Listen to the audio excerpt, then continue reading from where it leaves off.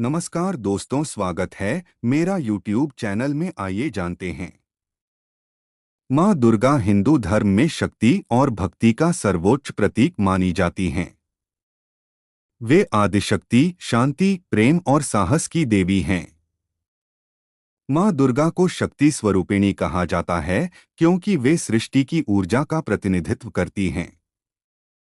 पुराणों के अनुसार जब जब धरती पर अधर्म और पाप का बोझ बढ़ा है, तब तब देवी दुर्गा ने अवतार लेकर असुरों का संहार किया और धर्म की रक्षा की।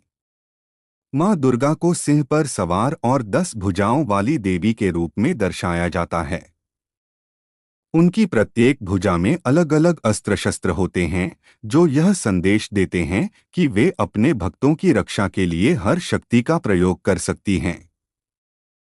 उनके हाथों में शंख, चक्र, त्रिशूल, तलवार, गदा, धनुष बाण आदि होते हैं। माँ दुर्गा का सिंह वाहन शक्ति, साहस और निर्भयता का प्रतीक है। देवी दुर्गा का सबसे प्रसिद्ध रूप महिषासुर मर्दिनी है। कथा के अनुसार महिषासुर नामक राक्षस ने देवताओं को पराजित कर स्वर्ग पर अधिकार कर लिया था। सभी देवताओं ने मिलकर अपनी शक्तियों से देवी दुर्गा को उत्पन्न किया। माँ दुर्गा ने 9 रातों और 10 दिनों तक युद्ध कर महिषासुर का वध किया। तभी से नवरात्र पर्व की शुरुआत हुई। नवरात्रि के दौरान माँ दुर्गा के 9 रूपों की पूजा होती है, जिन्हें नवदुर्गा कहा जाता है। ये 9 रूप हैं शैलपुत्री, ब्रह्मचारिणी, चंद्रघंटा, कुष्मांडा, स्कंदमाता, कात्यायनी, कालरात्रि, महागौरी और सिद्धिदात्री। हर रूप का अपना महत्व है और भक्त इन दिनों व्रत रखकर माँ से आशीर्वाद प्राप्त करते हैं।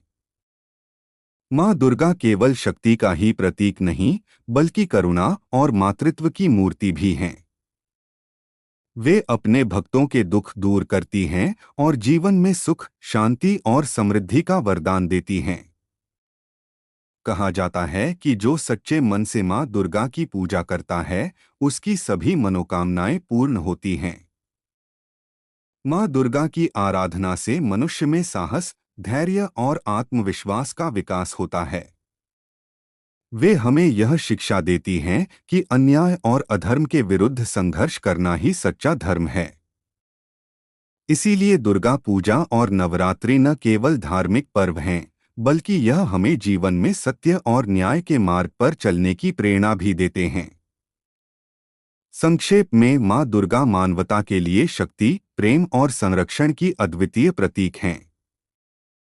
उनकी भक्ति से जीवन में सकारात्मकता, शांति और विजय की प्राप्ति होती है।